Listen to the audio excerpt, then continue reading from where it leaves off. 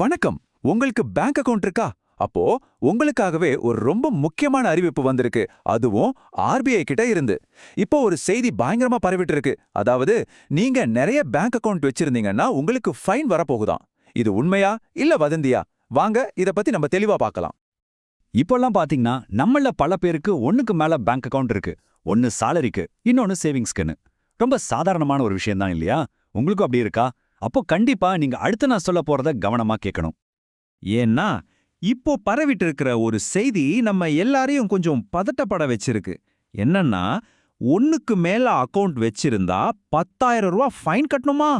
அடேங்கப்பா, நிஜமாவா? சரி வாங்க, இந்த நியூஸ்ல உண்மையா என்னதான் இருக்குன்னு நாம தோண்டி பார்க்கலாம். சரி, இந்த புது ரூல் உண்மையிலே ஒரு ஷாக்கா? ஆமாங்க, இந்த செய்தியை கேட்டதும் நிறைய அக்கவுண்ட் வச்சிருக்கிற நம்மள மாதிரி ஆளுங்களுக்கு ஒரு சின்ன அதிர்ச்சி தான். என்னது, ஆர்பிஐ இப்படி ஒரு முடிவு எடுத்திருக்கா அப்படின்னு ஒரு குழப்பம் எல்லாருக்கும்.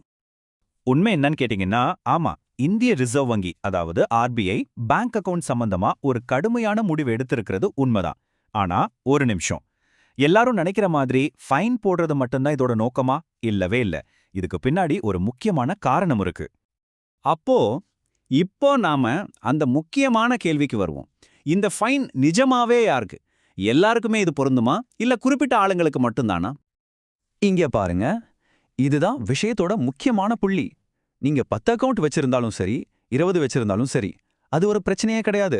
ஆனா அந்த அக்கவுண்ட்டை பயன்படுத்தி ஏதாவது ஃப்ராட் வேலை, அதாவது போலியான பண பரிவர்த்தனை செஞ்சா அப்ப மட்டும்தான் இந்த அபராதம். புரிஞ்சுதா?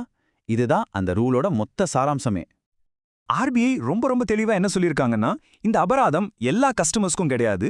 ஒருத்தர் ஒண்ணுக்கு மேல பேங்க் அக்கவுண்ட் வச்சிருக்கிறது இங்க பிரச்சனையே இல்ல அப்படின்னு திட்டவட்டமா சொல்லிட்டாங்க.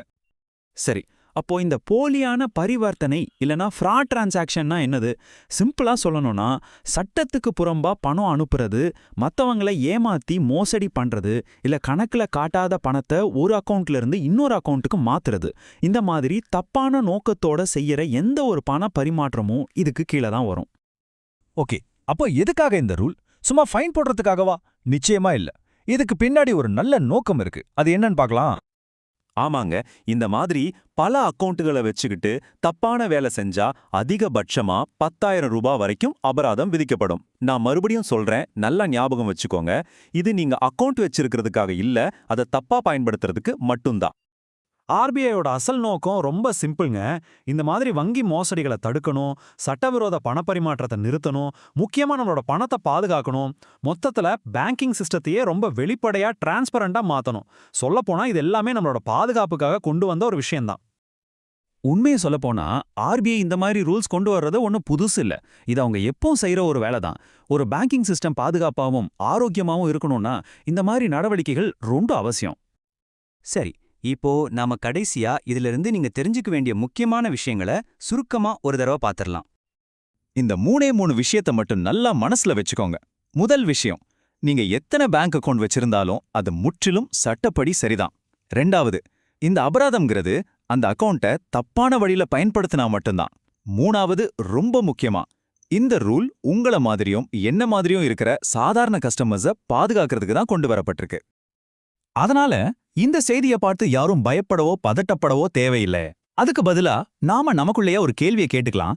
நம்மளோட பேங்கிங் பழக்கங்கள் எல்லாம் சரியா, பாதுகாப்பா, பொறுப்பா இருக்கா? இதை மட்டும் நம்ம உறுதி செஞ்சுக்கிட்டா போதும்.